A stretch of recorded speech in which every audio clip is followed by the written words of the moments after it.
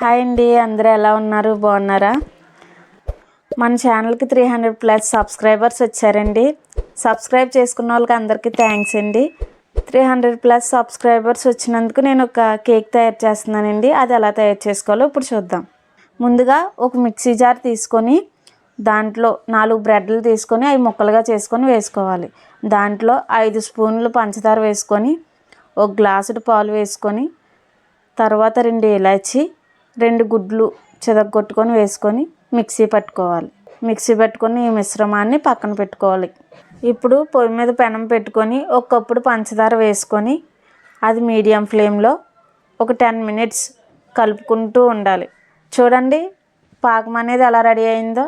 ఈ పాకాన్ని తీసుకొని వెళ్ళి ఇప్పుడు నేను చూపిస్తున్నాను కదండి, ఆ సైజు బాక్స్లో వేసుకోవాలి. ఈ పాకం అనేది నలుదిక్కులకి అంటుకునేలాగా బాక్స్ తిప్పుకోవాలి. మనం ఆల్రెడీ ముందుగా తయారు చేసి పెట్టుకున్న మిశ్రమం ఉంది కదండి, అది తీసుకొని దీంట్లో వేసుకోవాలి. ఇప్పుడు ఈ బాక్స్ మీద మూత పెట్టుకోవాలి. పొయ్యి మీద మందపాటి గిన్నె కానీ లేకపోతే పెనం కానీ మీ దగ్గర ఏది ఉంటే అది పెట్టుకొని దాంట్లో కొన్ని వాటర్ వేసుకొని దాంట్లో స్టాండ్ పెట్టుకొని దాంట్లో మనం రెడీ చేసి పెట్టుకుని ఈ బాక్స్ని దాంట్లో పెట్టుకోవాలి. పెట్టుకొని అప్పుడు దీని మీద ఎటువైపు ఆవిరిపోకుండా ఒక మూత అనేది పెట్టుకోవాలి. ఇలాగ మూత పెట్టుకొని మనం మీడియం ఫ్లేమ్లో 40 నుంచి 60 నిమిషాలు మనం మీడియం ఫ్లేమ్లోనే కుక్ చేసుకోవాలి.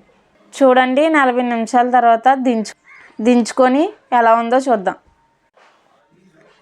దీని 4 సైడ్స్ కట్ చేసుకొని ప్లేట్లోకి వేసుకుందాం. చూడండి క్యారమెల్ పుడ్డింగ్ అనేది రెడీ అయిపోయింది.